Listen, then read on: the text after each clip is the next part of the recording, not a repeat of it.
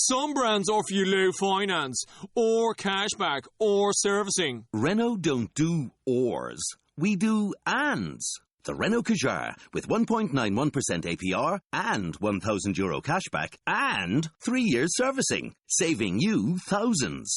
Renault, the brand with the ands. Visit your local Renault dealer. Finance is made under a hire purchase agreement. Terms and conditions apply. Deposit required. Subject to lending criteria. See Renault.ie.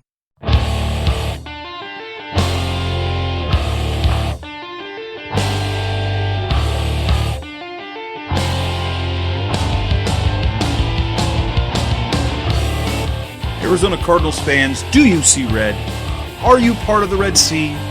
Then you are listening to the show for you. A podcast for Cardinals fans, by Cardinals fans, with outsider and insider perspectives. It's time to rise up and see red.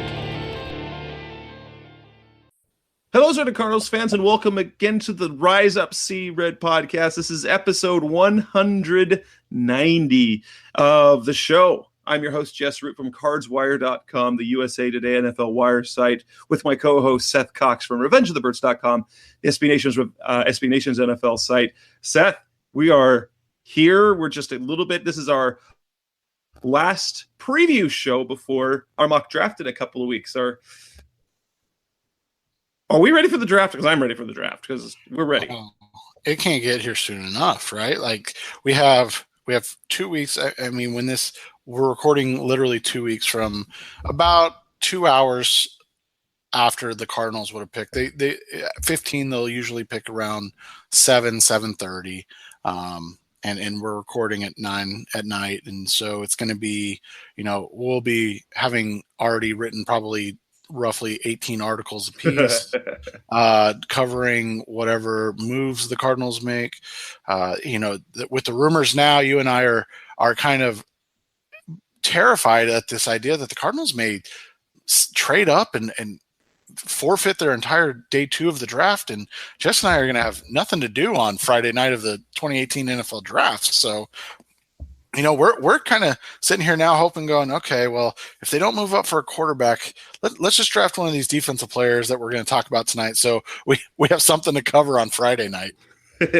and tonight's show, this show, whether you listen to it in the evening or the day, we're recording on a Thursday and a couple of days later than we normally do. But we're not doing a show next week. We're holding off until we do our mock draft the week of the draft. And in this episode, we're going to talk briefly about a couple of the issues going on, and then we will preview the defensive side of the ball on the NFL draft in terms of Arizona Cardinals. We're going to start off talking about a couple of topics. Cardinals have brought in. Have brought in or will bring in some players that are going to play on the edge at their new defensive end position.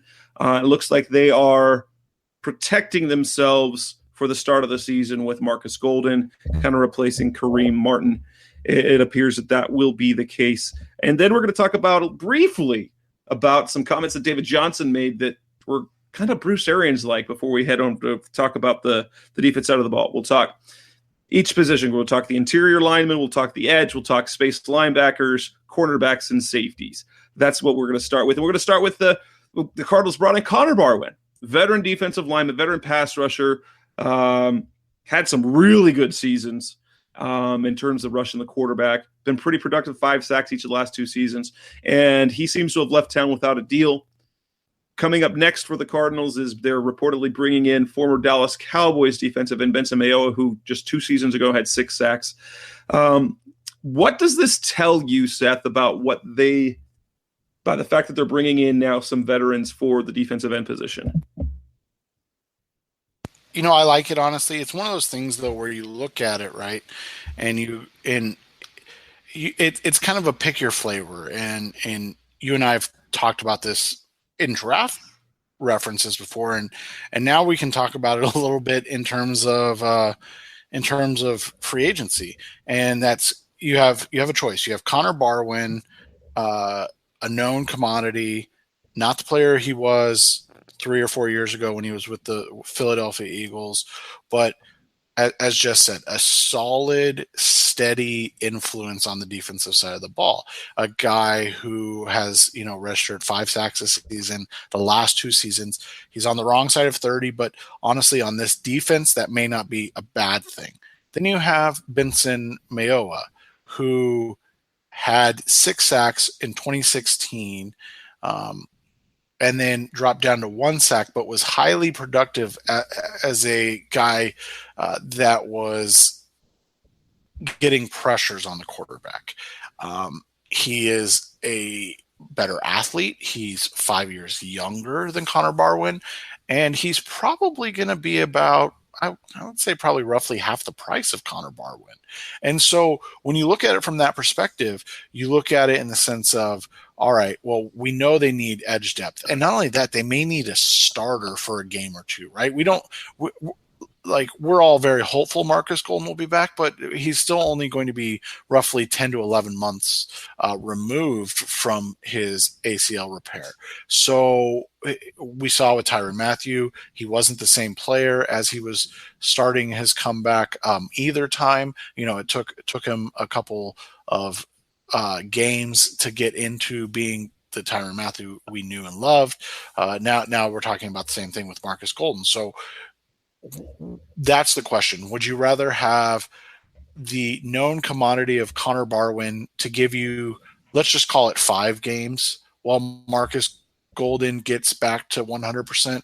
Or would you rather have the upside, the unknown, and the potential of Mayowa to give you maybe 2 games and then be that third pass rusher?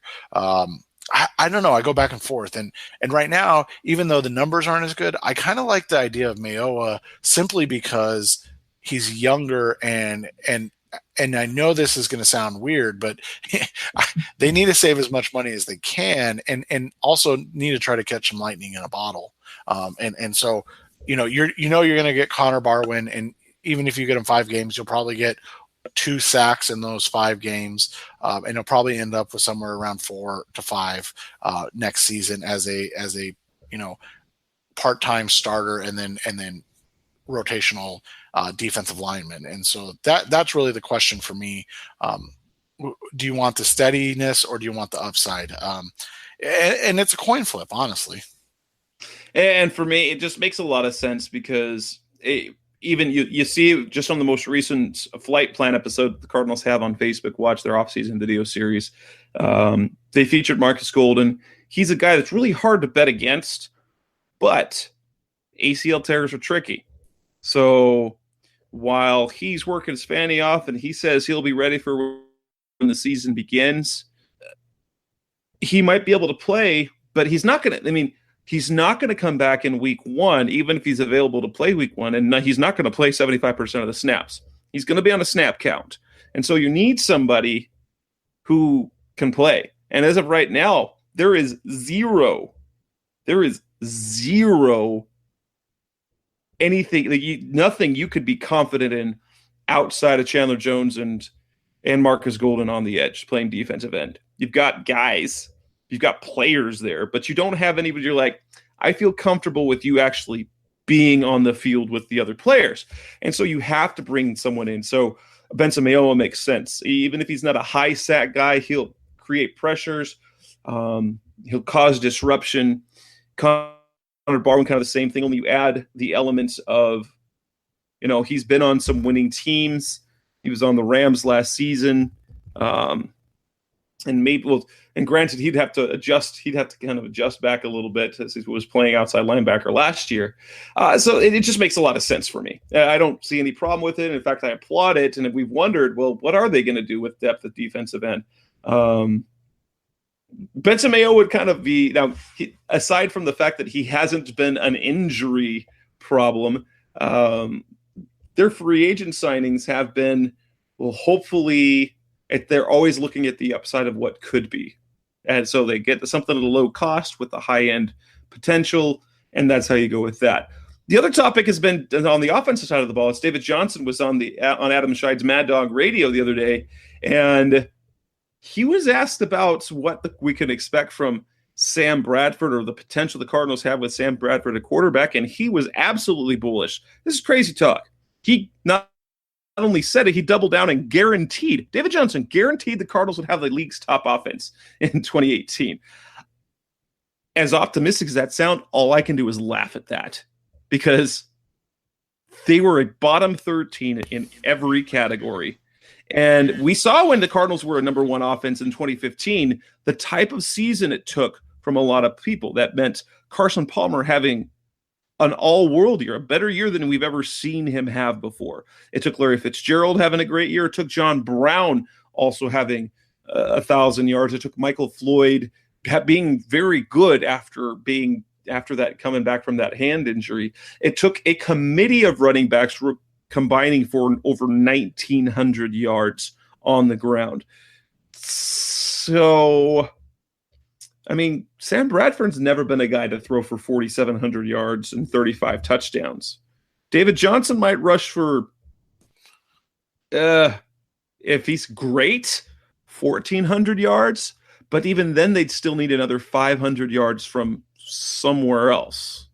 Well, and you look at the other thing is it flies completely in the face of what Steve Wilks has kind of said he wants to do offensively, right? So now you're going to have the league's top offense, even though you want to be a ball control, run the football, grind it out, and win with the running game and defense. And so you're going to have the top offense. I think David Johnson's just excited, and who can blame him? I mean, the guy missed an entire year of football. He's basically chomping at the bit at this point just to get back on the field.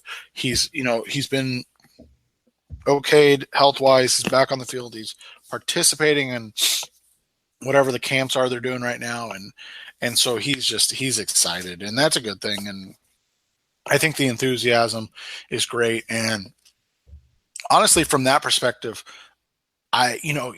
you're hoping that he can just stay healthy because you're expecting a big year from him. You said 1,400 yards. What if he does something crazy like 1,500 yards rushing and 800 yards receiving and puts up over 2,300 yards from scrimmage? He has the ability to do something special this year. The question is, can the Cardinals surround him with enough help to get him there? Because you look at even Todd Gurley, who's a fantastic player, but it took the maturation of Jared Goff. It took the additions of two veteran offensive linemen for the Rams before they got to that point. And now, and then last year, Todd Gurley was all of a sudden the best running back in the NFL. In the same way, can the signing of Justin Pugh and Andre Smith, the health and hopefully the resurgence of DJ Humphries and Mike Upati, and then please somebody find Larry Fitzgerald a partner in crime. So there's another wide receiver on this team. But I mean, there's no reason to think that this is going to be a bottom 5 offense again in the league, but I don't see many instances where this is even a top 10 offense. And that's not because of lack of talent. I just don't see a scheme where Steve Wilks is going to want to. And has Mike McCoy ever put together an offense that has been that prolific? Outside of the Peyton Manning led ones? No. I mean, and no offense to Mike McCoy, like he's a very we know that offense was Peyton Manning, right? It was Peyton Manning. It wasn't Mike McCoy. And again, no offense to Mike McCoy. Well, and it was the smarts of Mike McCoy doing, okay, Peyton, you're good at that, so we'll let you do your thing, and we'll build our game plan around that. That's exactly what McCoy's reputation is. He will tailor a game plan and a system around the skills of your quarterback and players. And when you have Peyton Manning, you can do anything. Exactly. So when you look at it, you have to like this and you have to like the idea that that David Johnson has. I just don't think it's a realistic type thing. The one thing that I take away, probably the biggest takeaway, is that What I'm seeing is that in a short amount of time, Sam Bradford has won over this Cardinals team and this Cardinals locker room in terms of his talent and ability. The team believes that he will be great and that they will be great with a healthy Sam Bradford. It reminds me exactly of how things went with Carson Palmer. Carson Palmer he's productive, but not much of a reputation. But as soon as he came in the building, the players saw the talent, they saw the man, and they believed, we protect him, we keep him upright, we'll be great. And so it's good to see, hey, you've got this veteran guy in Bradford. He comes in, and there's no doubt about it. Everyone in the locker room believes in Sam Bradford, or they're trying to convince us all that they believe in Sam Bradford. But we've seen this before. You see someone who is as talented he's got some really good. He's good when he's healthy. He's not. The talent's there. He's been in offenses that sort of protect things. So the belief is there, which is you have to have that first. So he doesn't have to win anyone over. He's already done that.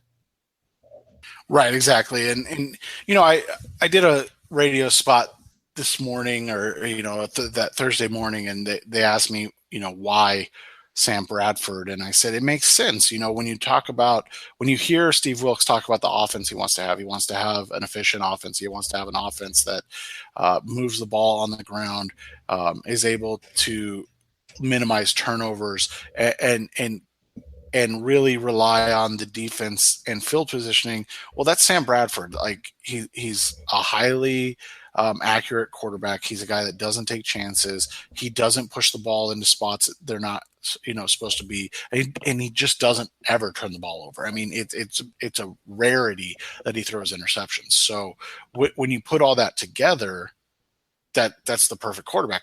But like you said, he has to be on the field.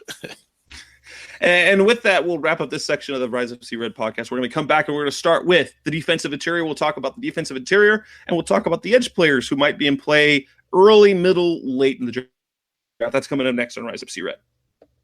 My wife and I went to a wine festival the other day, and the experience was wonderful. Tasting different wines from different vendors all over Arizona was the perfect way to spend a spring day, except for one little thing. I didn't get enough wine. Sure, you got enough taste, but really, sometimes you just want to sit back and enjoy a glass of wine. That's where Wink comes in. Wink, that's WINC, is the wine club for you. Wink makes it easy to discover great wine. How? Wink's wine experts select wines matched to your taste, personalized for you, then shipped right to your door. And that's all starting at just $13 a bottle. Even if you don't know a thing about wine, just that you like to drink it, Wink makes it easy because they do all the work for you. There's nothing like coming home to a box of delicious Wink wine selected just for you. It's the best day of your month. Just fill out Wink's palate profile quiz, answer simple questions that your average store clerk wouldn't ask, or translate into a recommendation. Then Wink sends wines curated to your taste. The more wines you rate, the more personalized your monthly selections will be. Each month, there are new delicious wines available to be sent to you. And the best part, there are no membership fees, and you can skip any month or cancel at any time. Shipping is covered, and best of all, if you don't like the bottle they send you, they'll replace it with a bottle you'll love. No questions asked. Discover great wine today. Go to trywink.com/cred, and you'll get $20 off your first shipment. That's trywinc.com/cred for $20 off. trywink.com/SEERED. We're back on the Rise Up See Red podcast. And let's start off our defensive preview with the interior alignment. I know it's not the biggest need, but I think it makes more sense for us to go basically from the front to the back of the defense, especially if we're going to rate it by things. We probably talk about cornerback first, maybe safety next, but cornerback. And after that, because there's no glaring need, after that, it's just stuff that you want to add because you always want to add strength on the interior. You definitely always want pass rushers. The Cardinals look set at linebacker for now, but after this season, who knows? We'll see about that. But we'll start with the defensive interior. prospects at the top of the draft. The one name that keeps coming up over and over again is Washington's Vita Vea. And you have an interesting take on that as much as so he is a big man, 345, 350 pounds, very productive, but this is not an Aaron Donald. Who is Vita Vea, and why would he be worth or not worth the number 15 pick for the Cardinals? When you look at Vea, he's a very talented player, and I want to say that first and foremost. I don't want people to think that I don't think he's a good player, because I do. But when you look at Vea, the question is immediately asked, how much is he going to actually play? So when you watch Vea and you see his information, the biggest things with him are he's only played 50% of his snaps in one season in college. So he's a junior, so only one of his seasons he played 50% of the snaps or more. So you're banking on taking a guy in the top 15 picks that is more of a prototype nose tackle than he is a guy that is going to be, like you said, an Aaron Donald, a guy in this draft, a Maurice Hurst type player. Now, that's not to say he's not going to be very good. The biggest question is going to be whether or not he's going to play enough snaps to benefit that pick. Because if you're getting a guy that, we can just go off of Arizona Cardinals numbers last year, and so their defensive line played, roughly 1,000 snaps. And so if you're getting a guy that's only playing 400 to 450 snaps at 15, and that's where he is as a player, that's really not great value. And so that's my biggest problem with Vea. It's not that I don't see him as a talent. It's just that I worry that grabbing somebody that is more of a traditional two-down player than a guy in today's NFL who fits more in the three-down lineman type role. Well, and I think we can point to just a few years ago when the Cleveland Browns took Danny Shelton, who is also from Washington, built the same way. I think you could almost say they might be identical players. Now, Shelton is a good NFL player. Was he an impact player at all in Cleveland? I mean, no. I mean, they traded him, right? They got rid of him, and they picked him in the top. I think he went like 12 or 13. So yeah, roughly the same type of range the Cardinals are picking. So sure, he's a nice player, but you could get that sort of player. I mean, Xavier Williams did that. Whatever, I can't remember his name now. The big guy that he escapes me. Dan Williams or Alameda Te'amu. Yeah. Te'amu before he blew out the knee the second time. Yeah. I mean, that's the thing. And when you look at this draft, right, you go through, and so we'll just kind of run through these guys that fit a similar mold. There's Tim Settle out of Virginia Tech, who's probably a guy that's going to be around right at 47. He is a similar type prospect in terms of movement and size, 6'3", 335. Then you have a guy in the terms of Nathan Shepard, who's kind of drawing rave reviews at this point. He's a small school guy, another small school guy. Everybody get excited. 6'5", 315 pounds, and his athletic profile was actually better than Vea's. So, he's a little more athletic coming out of Fort Hays State. He is just a mammoth dude. He's a really solid player. Then you have a guy, that's you have another guy in I can't pronounce anybody's name, so forgive me.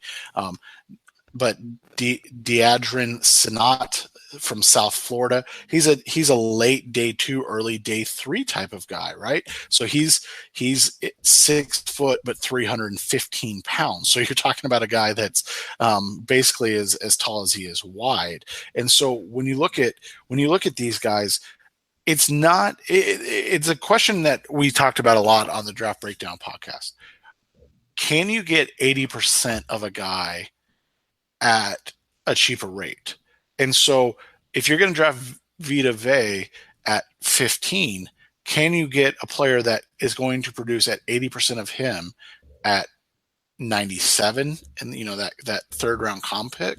And if you can, then why not get a player then that's going to play more impactful and a higher number of snaps in terms of that positional value? If you look at Maurice Hurst, another top talent, is he a guy that could be in play for the Cardinals? I have not heard. That's the one thing. He was recently rechecked. He had that heart condition. He doesn't have to go for that medical recheck, so it looks like he's all clear health-wise. But I've never heard him in play for the Cardinals. Is 15 probably a little high? And is there any other interior lineman that the Cardinals should even consider in round 1? So there's a couple guys that I like. The first one would be you mentioned Maurice Hurst. I like this guy a lot. He's a very talented player.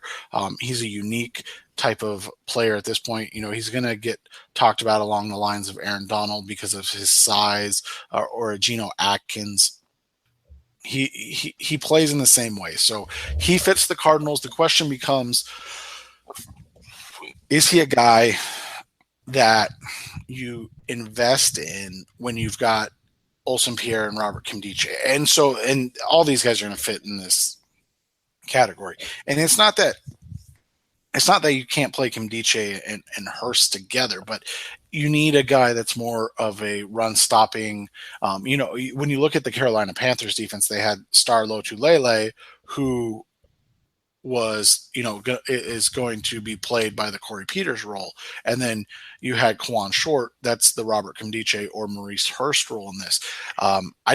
I think that's why you haven't heard any of these guys that we'll talk about real quick. Maurice Hurst, or the other guy is Taven Bryan out of the University of Florida, 6'4", 290. He put up really impressive numbers at the combine for his size, but he's really more of an athlete right now than he is a football player. So that's going to be the question. His splash plays, though, holy cow! Like, those are entertaining to watch, because you're like, what happened? How did nobody block this guy? And then you go back and watch, and he's so quick and he's so athletic that it's awe-inspiring to watch him play.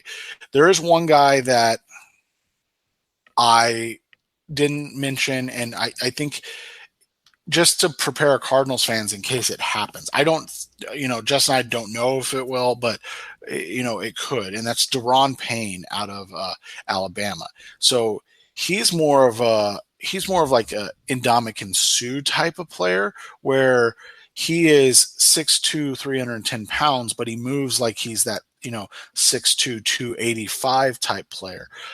So he can technically play that one tech, or he can play that 3 tech, and you can have kind of a jumbo package where you're playing against the run with the idea of Corey Peters and Payne playing together, or you can get upfield and have 2 pass rushers with the idea of Payne, interior pass rushers with the idea of Payne and Pierre or Kimdiche. So he's like the one guy that could play either the 3 tech or the 1 tech. So 3 tech is usually considered a 1 gap penetrating type guy, and then a 1 tech's more of a traditional, closer to a traditional nose tackle type of player. And so Payne is the one player on the defensive line that could possibly do both. These are all guys that we're talking about on day 1, day 2, maybe day 3. A guy that really hurt himself, and I don't mean that in like a joking manner, that was going to be a nice prize on day 3, or was Kentavious Street out of North Carolina State, who tore his ACL practicing I think it was for the Giants. So, it's just one of those situations that stuff happens every once in a while at workouts, and it's just it's sad. But there are definitely guys that you can get later in the draft. I mean, we don't have to cover them in depth, but you have Justin Jones out of NC State, who is a guy that kind of fits that one technique role. And then you have Star's little brother, and I use that term very loosely, Lotulelei, who's 6'2" and 330 pounds. So, like I said, he's a guy that could, and it's just kind of astutely pointed out, those are guys that's typically where you grab those guys, right? You get those guys late in the draft or in priority free agency. So that'll be kind of what to watch for. A name that comes up that I run across on a lot of things is later in the draft. As we know, the Cardinals like small school guys, and maybe it's in part because we saw the Rodney Gunter signing, and the guy that kind of fits in that role, but definitely not as unknown, is the guy PJ Hall, Sam Houston State, 6'1", 310. What blows you away is just the absolute staggering production in his college career. 86 and a half tackles for loss, 42 sacks. The body type is incredible. 700-pound squatter. That, and plus on top of that, his special teams play. He blocked 14 kicks in college. 14. Well, and the crazy thing about PJ Hall is when you look at him, he doesn't look like he's 310 pounds. I don't know how many of our listeners have actually heard of PJ Hall, but like if you look at him, you're like, wait, that dude weighs 315, and not in like a negative way. Like he's put together. He's not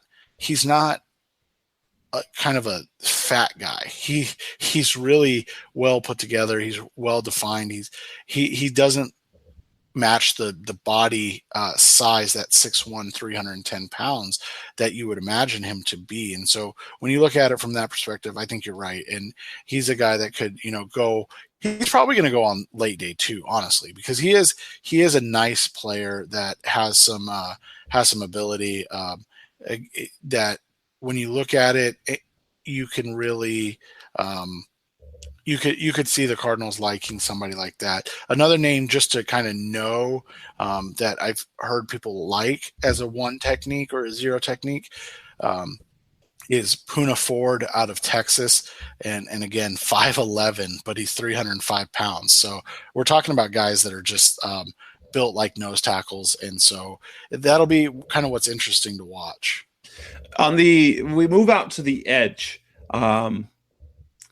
Going to be interesting because in terms of the pass rushing ability, now we're going to see kind of a transition. So we're not looking for necessarily the traditional 3-4 outside linebacker. So these guys are going to be a little bit bigger. And in fact, when you were talking about one of the guys, I thought maybe, well, could he play off the edge? Yeah, but as we look moving forward, the pass rushing, and when it comes to pure pass rushing, it is very difficult to get much production in terms of sacks after the first round. You've kind of been pounding your fist on the table for one guy in round one, that being Harold Landry. How does he fit in? Why should the Cardinals consider him at pick number 15? And if they did go with him, why should Cardinals fans not be upset with it?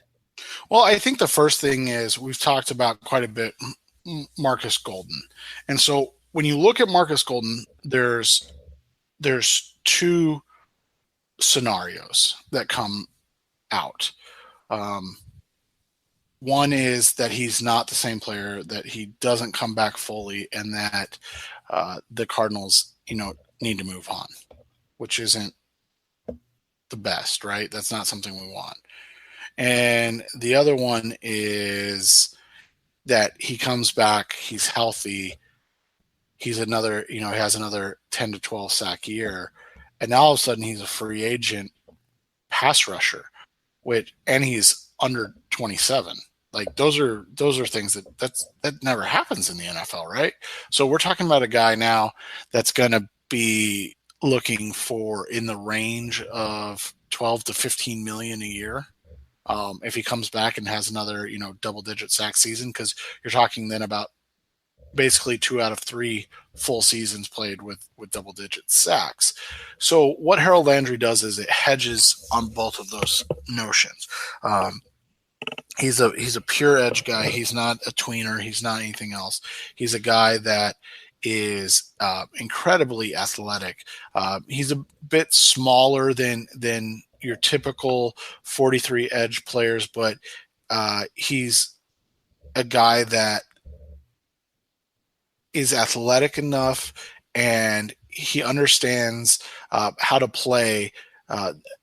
He understands how to rush the passer. When you watch him rush the passer, like even Bradley Chubb, I don't think is as good at it as Harold Landry. So when you look at it from that perspective, you're looking at it as a guy that can really come in and be an impact player from day one. He can be the replacement of Marcus Golden and keep your pass rush at a high level, in the possibility that Marcus Golden doesn't return.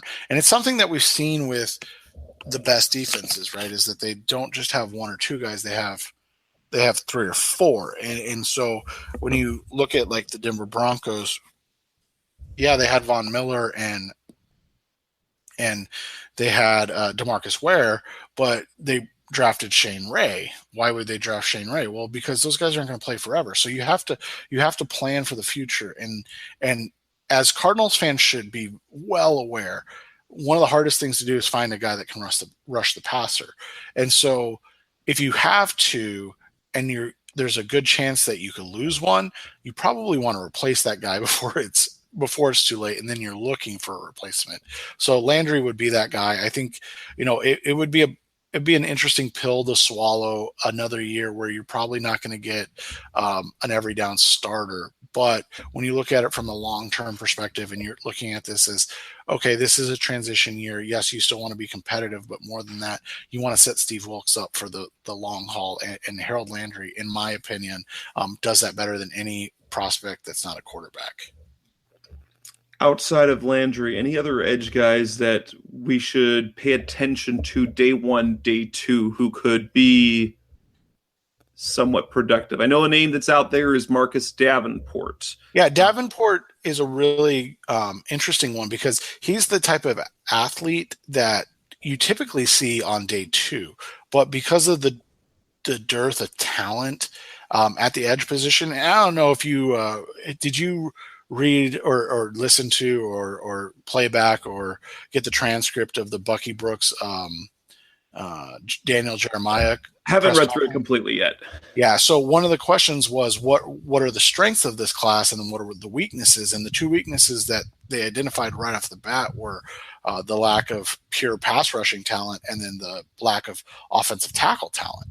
And so to me, it pushes guys like Marcus Davenport or Connor Williams up the board on where those typically would be guys that you grab on day 2 of the draft. Now, all of a sudden, because of the lack of prospects in this range, you're going to push up a guy that's a fringe anyways. So Davenport has 1 season where he's been productive, and that was 6.5 sacks. His season before that, he had 4 sacks. He's missed some games due to injury, not a ton, but just some. And so when you look at him, there's a couple things that kind of stick out, right?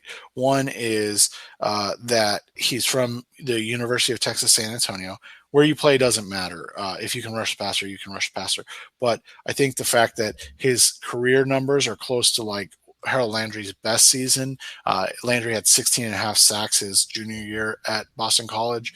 That's what the difference is to me, is that obviously it's still a crapshoot, it's the draft, but you've seen a high-end Landry. You haven't seen a high-end Davenport. 6.5 sacks, if that's the high end, that's not a good pick at 15, right? Like that's just not good value. Now, if he was there at 47, that's great value. But in the same token, he is much more the prototypical 4-3 defensive end, 6'6", 264 pounds. He actually had a better 40 time than Landry, but I believe Landry's shuttle times were better than Davenport. So he's a very good athlete for his size. I mean, he's a freak of nature for what he is. But when you look at him from a production standpoint, that's always the worry there. Now, there are some interesting guys on day 2. So those are kind of your day 1 guys. Landry, obviously Bradley Chubb's going to go before the Cardinals can pick. He's probably going to be the number 2 or I think at worst number 6 pick in this draft. Landry and Davenport are kind of your next 2 guys. I would say Landry's better than Chubb. That's just me personally, but everybody's got their flavors here. But when you look at day 2, there's actually some interesting guys this year. And one guy to keep an eye on is Sam Hubbard out of Ohio State. So Hubbard was kind of supposed to be the guy after Joey Bosa left, right? So he had 6.5 sacks as a freshman, and then he kind of tailed off last year in his sophomore year, and had 3.5 sacks. And then this year he bounced back a little bit, 7 sacks on the season. But here's the thing with Hubbard: he's 6'5", 265 pounds, so right around the same size as Marcus Davenport, and he tested better than Harold Landry at 15 pounds lighter. So his shuttle times were better than Landry's. So that's what makes him really intriguing in terms of a prospect. So you're talking about similar type of production as Marcus Davenport, but then similar type of athleticism as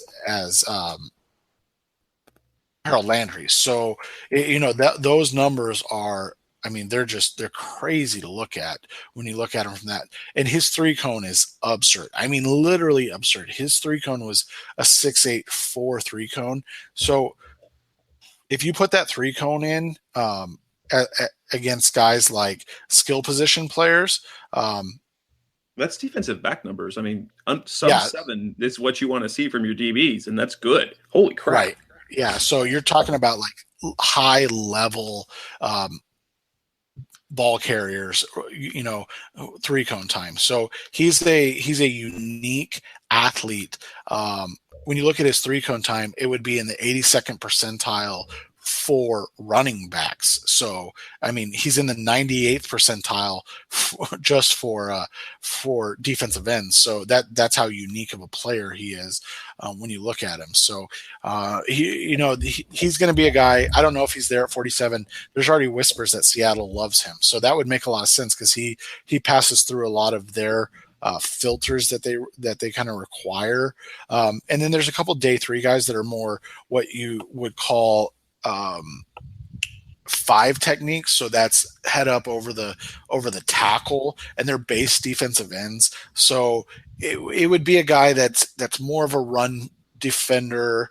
And so he's not going to get after the passer quite as well. And there's 2 guys to know there. There's Tyquan Lewis, another Ohio State product. When you go through this, you're going to hear a lot of the same schools because it's crazy like that. And then there's the other Ohio State player, Jalen Holmes. So those are 2 guys that'll be available on day 2, probably right around round 3. And then the other one's Deshaun Hand out of Alabama. He is kind of a borderline 5 tech, 3 tech. So he's a guy that you can talk me into him playing at a couple different positions. He's an incredibly versatile guy. He's not a pass rusher again. Like, he's not a guy that you're going to line up and say, go get him. But he's a guy that if you're concerned about Marcus Golden coming back and holding up in terms of playing all the snaps, he's a guy that you can draft on, probably with that first, 3rd round pick, and then be able to rotate Golden in on passing situations, take kind of some of the wear off of Golden on rundowns. And with that, we will wrap up this segment of the Rise of Sea Red podcast. When we come back, we'll talk about the linebacker position, the guys in space that'll be playing in a kind of a new set for the Cardinals moving forward. That's coming up next on Rise Up Sea Red. We're back on Rise Up Sea Red, and an interesting spot. It's a position where the Cardinals don't necessarily have any need. They could get some solid talent in the draft at linebacker.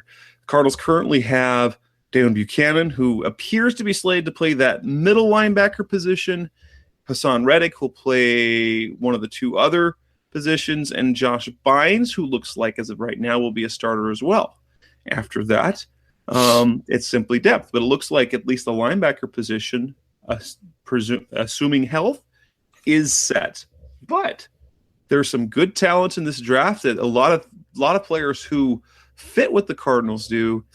And even though they've used first-round picks on what eventual linebackers, twice in the last 5 years, Seth's talked about on previous shows. There's several. There's a handful of linebackers who, talent-wise, match the draft slot. And who are those guys who would fit in round one? So there's 4 round one guys that are going to go in round one. There's Tremaine Edmonds, who, by all accounts, is just a freak of nature. So this dude's 6'5" and over 250, and he ran a 4.5, 440. He's not even 20 years old yet. Like, he's legit a freak of nature in terms of size, speed, type of player, and how physical he is at his age. There's a legitimate chance that he's not even on the board at 15. He's been mocked as high as 6 to the Colts that I've seen, and typically won't make it past that 10-11 stack of Oakland and Miami. So he's a absolute pipe dream. He would be your immediate starter at inside linebacker. I mean, we're talking a potential like Luke Kuechly, Brian Urlacher type of game-changing inside linebacker. So when Jess and I talk about this guy or these guys, we're not talking about, getting a middle tier starter. We're talking about a potential game changer at that inside linebacker position to kind of round out a young, athletic, and talented linebacking core. The next guy, at least for me, is Roquan Smith. Now, he's a little bit smaller, 6'1", 236. But when he plays, man, he plays fast. And he reminds me of a guy that you and I both liked 2 years ago coming out of LSU, and Deion Jones. So when you watch him play, he's kind of that true scout term sideline to sideline player. Like he's all over the field. I love watching Roquan Smith play. Now, there's been a couple developments that have happened, and it's always good to hold these like previews till as long as you can, because it changes the complexity of the draft as a whole. And so now we talked about Tremaine Edmonds possibly going as high as 6, but now you have Roquan Smith, and he's been he's been in that same talk as Edmonds. He could go to the Bears at 8, to the Raiders at 10, to the Dolphins at 11. And now a new player or, a new suitor has emerged, potentially with the news of Reuben Foster's pending arrest. So now all of a sudden the San Francisco 49ers, who sit with the 9th pick in the draft, they could be on the clock and needing an inside linebacker, even though they just drafted one a year ago. So when you talk about that, it's going to be tough to see either of those guys fall to the Arizona Cardinals. But don't get concerned, because there's 2 other guys that are likely to go in the first round this year. The first one's Leighton Vander Esch out of Boise State. It's interesting to see comparisons of him, because when you look at the numbers, when you crunch the numbers, when you put them into your mock draftables, when you put them into your when you put them into the different databases that pop out, a name that Cardinals fans should be overly familiar with pops back out to you, and that's Carlos Dansby. And so when you look at Vander Esch, he's a super athlete. He's incredible within the short range. He's kind of your prototype inside linebacker. Again, when we're talking about inside linebacker, we're talking about a guy that has to be able to play in space quick, but also has to be able to work through trash. And so that, that's kind of who Van Der Esch is. For me, you're going to have to sell me on him at 15. And it's not because he's that far of a drop off from the top two guys in Edmonds and Smith, but I just have other guys that I would rather take at 15. Now, if the Cardinals did it, they would be doing it because it fits an absolute need in that linebacking core. And the last guy that's going to go likely in round 1 is Rashaan Evans out of Alabama. Again, another Alabama player. He is just a prototype Alabama inside linebacker. Just kind of that natural player on the inside, is able to do a lot of different things. Here's the question though. Is he a guy that has to play in a 3-4? And you might think that's weird for an inside linebacker, but you do wonder if he has, if he's able to hold up in a 4-3 as the inside linebacker, or if he's going to play kind of an outside backer role in that case, in which case you've probably got 2 of those. So you're probably looking for a more true inside linebacker type. And that's where this draft kind of, I won't say goes off the rails, but in terms of finding kind of true Mike linebackers, which the Cardinals need, it becomes a little more difficult. So when you look at it from that perspective, after Van Der Esch, after Edmonds, after Roquan Smith, you have guys that profile better in a 3-4 inside linebacker role, or a run and chase outside linebacker role, a la like a Telvin Smith in Jacksonville. A guy that has really drawn a lot of eyes is Darius Leonard out of South Carolina State, but he's another super undersized linebacker. I really like the way he plays. It's going to be a hard sell for me on day 2 to draft another sub 220 linebacker.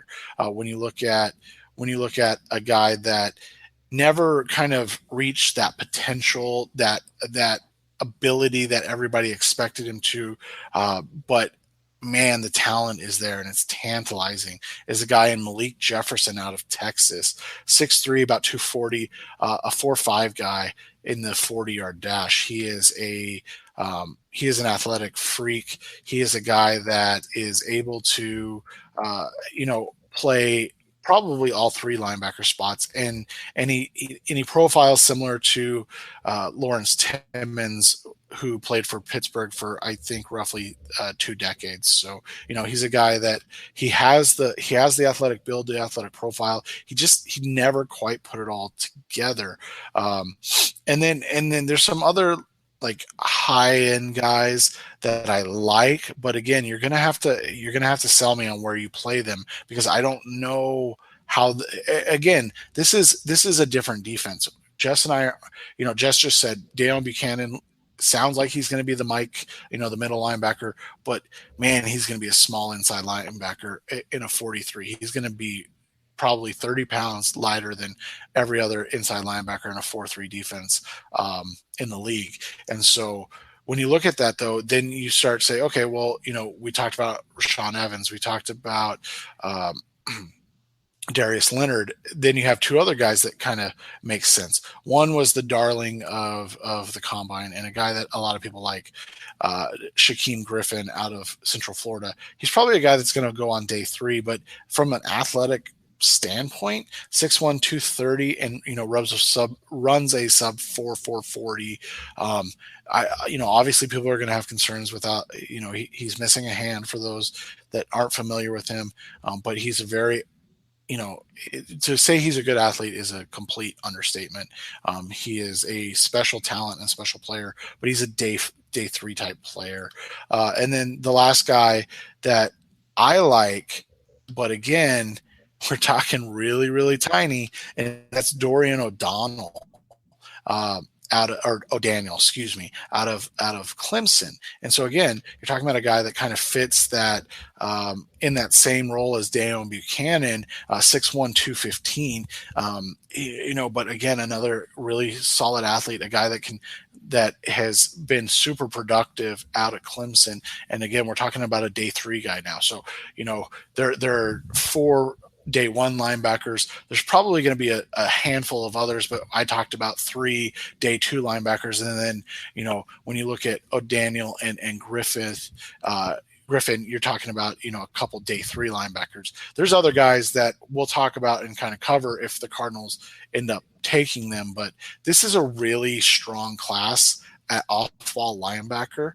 And so it makes a lot of sense to see the Arizona Cardinals kind of address that position and fill out that roster or that depth chart with 3 young guys. Not that there's anything wrong with Josh Bynes, but there's a reason that Josh Bynes has been on a number of different teams over those years, and it's not because he lacks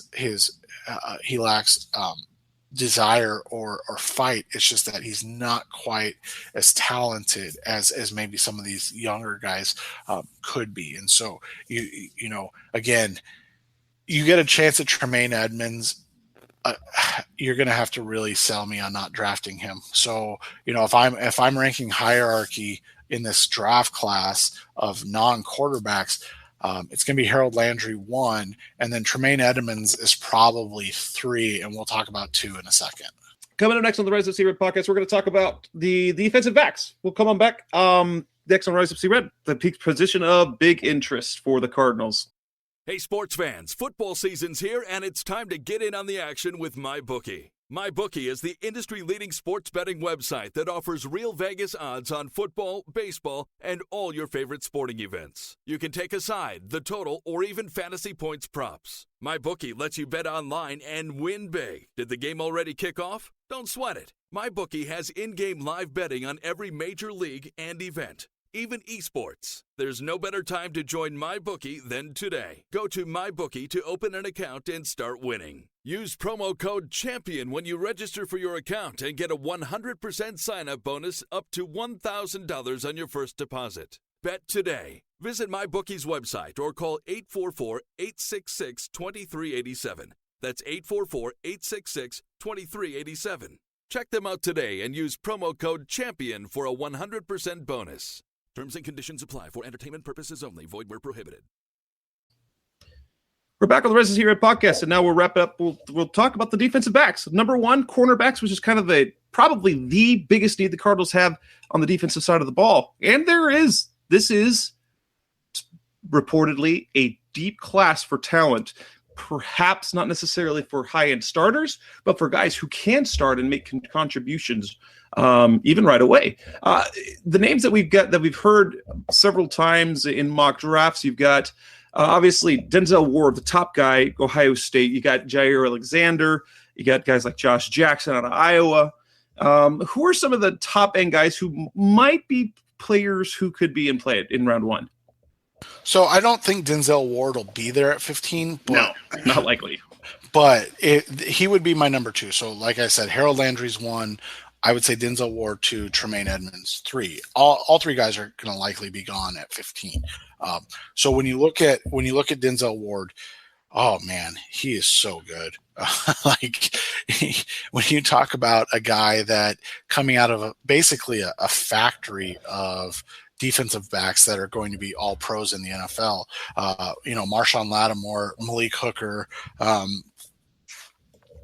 out of Ohio State last year, and Ward may have been the most talented, and that's saying a lot. Like, this dude is a freak of nature. His coverage ability is unreal. The way he works, I think he's a top 5 player in this class, because we're talking again positional value, and then a guy that's actually been a high-end productive player for a number of years.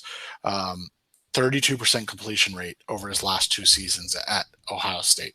And it's not like Ohio State was playing in not big games, right? Like they were playing in high stakes games a lot of the time. And so, and Ward was one of the top corners for that team.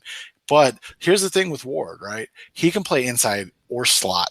And guess what the Cardinals need? They need both. So if he needs to play slot to start with, he can do that. If he needs to play boundary to start, he can do that. He can do anything that is needed to be done at the cornerback position. He's a unique talent. It's going to be hard to see him there. Now, Josh Jackson out of Iowa, you talked about a little bit. I have a feeling that Steve Wilks is going to like Josh Jackson because he is a long and physical corner. And if we know one thing about Wilks and what he likes, it's guys that are big and physical. So let's go to Jair Alexander real quick because he's been mocked quite a bit to the Arizona Cardinals, wouldn't you say? Recently, especially, he's been kind of a trendy pick right now with moving away from the quarterbacks. He's kind of the guy that people are pegging at for the Cardinals. So when you look at Jair, right, he is a super athlete, 5'11", 190 pounds, 4.38 40. So when you look at those numbers, those are high end numbers in terms of in terms of athleticism, but. And he is an aggressive, feisty player when you talk about a guy that's coming, willing to come up and hit. But when you watch him play, there are times when you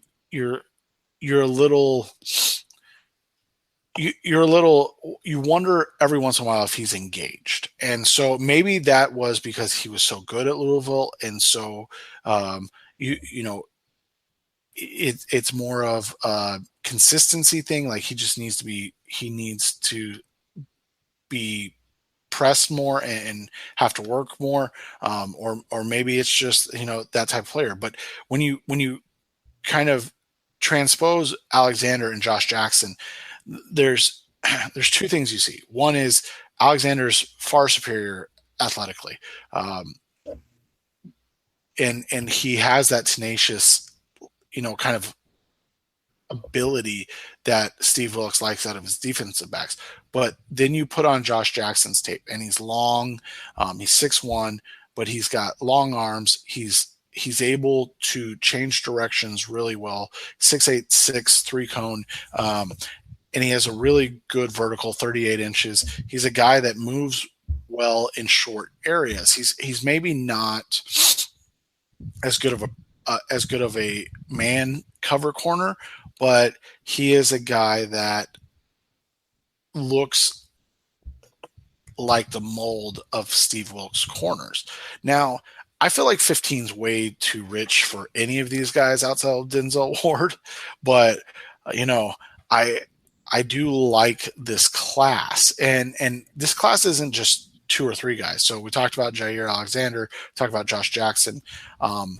Another guy that Cardinals fans will probably not be interested in because of the way his circuitous route to being a defensive back, but that would be Carlton Davis out of Auburn. So he played running back for a little bit, right? So that's though he's played cornerback for longer than Brandon Williams did. Yes. So it's a little bit different. Brandon Williams had 1 season under his belt before getting drafted by the Cardinals and hasn't really done anything yet. Maybe that'll change this year. But yeah, Carlton Davis, a little bit more experienced.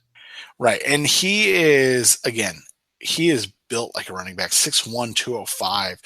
Not quite as athletic in terms of speed and everything. But when you watch him play, he plays like a running back. And I don't mean that in a negative way. I mean that in a like he is physical. He likes to maybe be a little too physical at times. So I think he's going to endear himself to Steve Wilks as well, because we know that's what Steve Wilks likes out of his corners.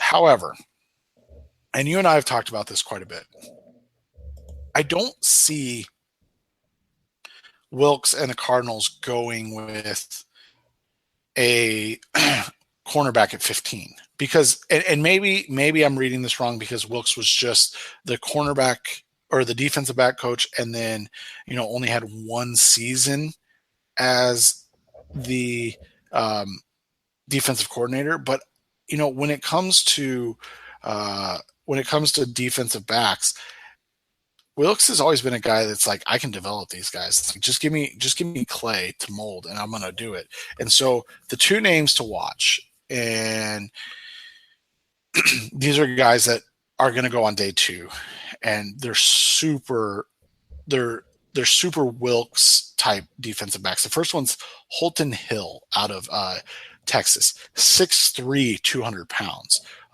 But he is, again, another physical guy, a guy that likes to play kind of facing the quarterback more. So he might be a little more, be a better fit as a zone guy. But that's something that we've seen Wilkes do, is he plays kind of a mixed zone and man route matching concepts. And so Hill would make sense there, because he's a guy that he's physical, he's athletic, but he's big, and he likes to hit. All those things are kind of important to Steve Wilkes. The other guy is a guy that you and I have mocked to the Arizona Cardinals on day 3. He's a guy that I don't see him talked about a ton.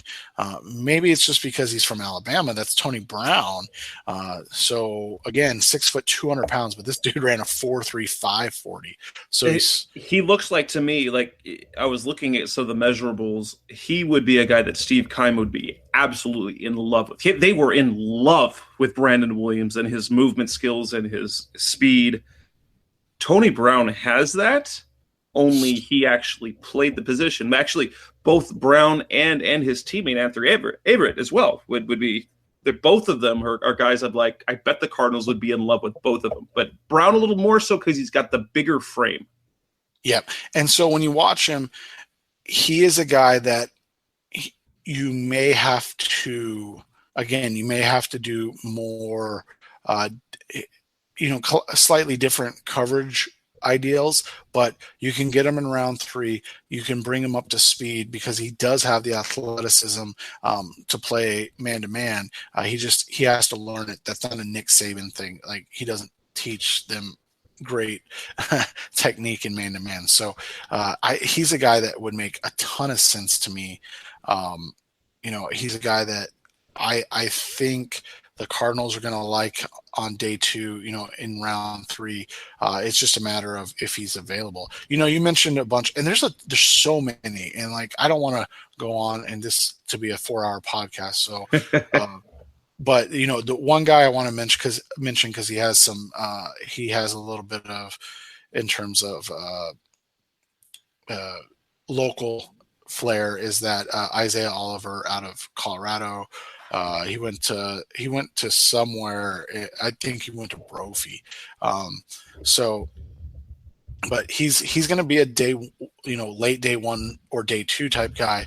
And he is incredibly aggressive and incredibly physical as a defensive back. So it'll be interesting to see where he goes. Just some names quickly that I've kind of singled out as guys that fit the Wilkes size structure that we've seen him kind of favor. Isaac Yidium out of Boston College, and again, I'm probably butchering all these names, but you'll get the idea. But he's a day 3 or late day 2, early day 3, round 3 to round 4 type of guy. And then you mentioned him, Anthony Averett. He's a little thinner than the Wilkes guys normally are, but his ability as a kind of pattern match guy is really important, and he moves really well. He might be a better cover guy than anybody else we've talked about after Denzel Ward. I just don't know if he fits the tough mold, but he fits from the size profile and the athleticism. He really does make sense. And it's safety. This is going to be an interesting position because they feel pretty set at safety. If you've been a listener to the podcast for a long time, then you know this about the Cardinals and with Steve Keim.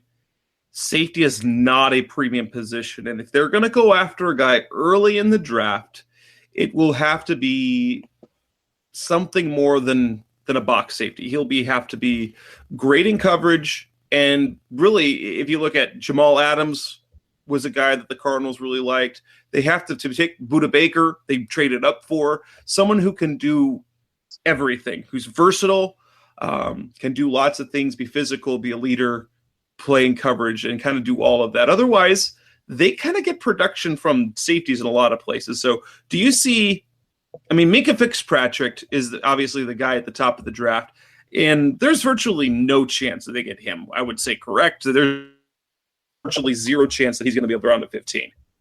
Well, and there is a chance because it's similar to Malik Hooker last year. So that was our thought on Malik Hooker, and then Jamal Adams ended up going first. So the question with Minkah becomes, do teams see him as a guy that can play corner? If not, then maybe he is a guy that falls to like that 15 spot. But again, I'm not sure how he can take the Antoine Bethea role, don't get me wrong. But again, we're talking about at 15, is he a guy that you want to make that play for? Derwin James, though, is a guy that I have nowhere to put him, but I'm going to find a place to put him on my defense. Derwin James is everything that we've waited for Dale Buchanan to become. He is an absolute monster. And I think he's in that kind of Cam Chancellor mold as in terms of making a statement and kind of putting teams on notice. He is an alpha to the nth degree in terms of how he plays and everything in that nature. So when you look at all of that, I don't think safety comes into play in this draft. I think James will be drafted early, and I think Fitzpatrick will be drafted early. There are some guys later in the draft that could make sense. Another Texas player, Deshaun Elliott, I think is a nice kind of player. He's a guy that can maybe take over for Bethea, and he's a day 3 player.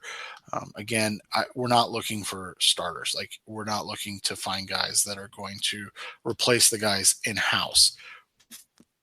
And then another guy that I'll just mention because he's a guy that is, again, kind of local, and I'm going to butcher his name. His name's, I think it's Dane Cruikshank out of Arizona, but he's a really intriguing talent because he's a guy that he tested really well, 6'1", 206, and he was a 4.4 guy, like 4.41, and then he had really good cone and shuttle times. So he's an athletic guy, and so he's that type of day 3 safety that you see teams take. Use him as a special teams guy in year 1 and then work him into the rotation in year 2 and 3. That would make a lot of sense to me because he fits the Steve Wilks size, speed, athleticism, and physicality profile. So when you combine all of that with the fact that you're talking about a guy that you may be able to get in round 4 or 5, so you use that, round 4 compensatory pick, man, that all of a sudden that makes a little bit of sense to me. So those are just 2 of the later safeties, and there's so many safeties, and it's hard to keep up with them. I don't really do a whole lot of safety watching because here's a guy that I think athletically will jump off the table. That's Troy Apke at Penn State. 6'1", 200 pounds, 41-inch vertical leap, 6'5", 6'3" cone, 4'3", 440 out of Penn State. I haven't seen him play, but when I looked at the combine numbers, that stands out. I don't know what his tape is like, and I haven't heard much of him. But have you heard what has that guy done on tape, and would he be he looks like athletic, a guy the Cardinals would drool over. Right, and he's another one of those guys that fits all of the profiles that you look for. And he's a guy that he's going to get drafted because of his special teams play. He hasn't done a whole lot in terms of production at Penn State. He is kind of the other safety after the Marcus Allen guy at Penn State, who's super talented and likely a day 2 pick. So when you look at Apke, you're looking at a guy that's likely going to be like a round 6-7 type pick, and he's going to get picked again because he does a really nice job on specials, and he's going to be a guy that he can work in a lot of different areas on the defense because of his size and speed that you talked about, athletic ability. I just don't know how early you take somebody like that. And any other names to pay attention to? Names that I've heard come up. Not so much, but kind of the small school guys. So you got Jacksonville State, Ciaran Neal. I mean, not the most athletic. I mean, his 40 time doesn't match his leaping ability. 4.56 40 and a half inches. 3-cone right at 7 seconds. So it looks like he's a guy who is more athletic than his 40 time, but maybe, but the small school guy. Justin Reed is another name for Stanford that you've heard. He's kind of, isn't he the little brother of Eric Reed who makes all the noise right now because he's the new Colin Kaepernick?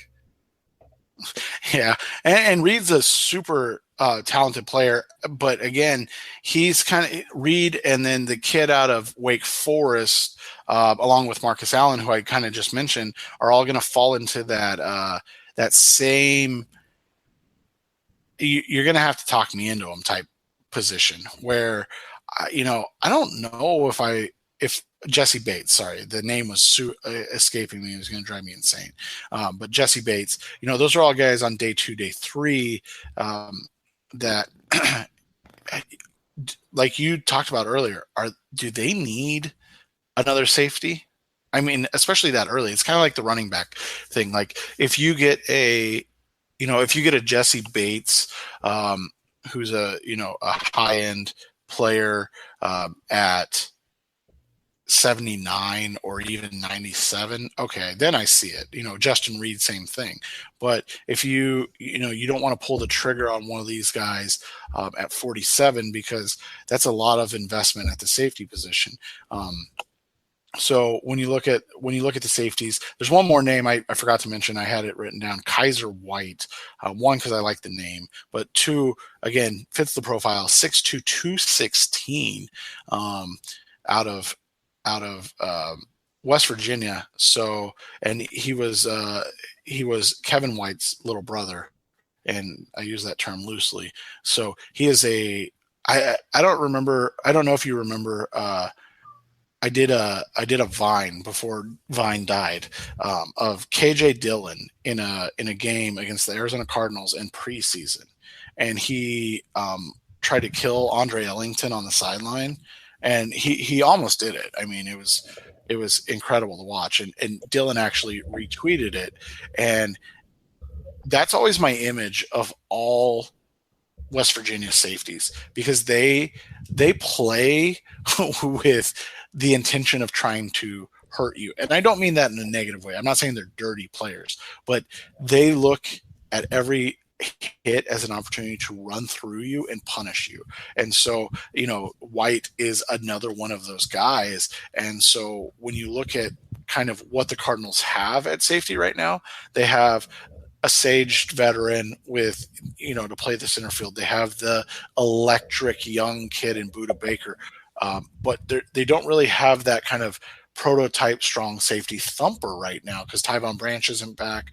They haven't really addressed the strong safety position. So you could sell me on a Kaiser White or a Marcus Allen on, late day 2 or early day 3 type numbers. But for the most part, I think you'd really have to be able to get Derwin James at 15, if you're going to want to sell me on drafting a safety. And with that wraps up this show, this edition of the Rise Up Sea Red podcast. We've previewed the defense. We will come back in our next show. It'll be the week of the draft. It'll be our mock draft. So we'll go through the first round. and then we will make our predictions. We've been pretty good about the Cardinals picks the last couple of years. We'll see about the rest of the way. But you can find us, and if you're listening to the show, you know how to find us. But if you haven't yet, head on over to the Apple Podcasts and subscribe to the show so you don't ever have to find it again. Give us a 5-star rating. We'd love that. You can find us on Google Play, on Blog Talk Radio, on Audio Boom, on Revenge of the Birds. It's featured there. It's featured on my site, CardsWire, TuneIn Radio, Spotify. There's everywhere. If you can find the podcast, you can play it. Listen to it. We love the fact that you're listening. That's Seth Cox. I'm Jess Root. This is wrapping up this edition of the Rise of C-Red podcast. We'll be back in a week and a half. Mock draft. Cardinals say, rise up, Red C. We change it to rise up, C-Red.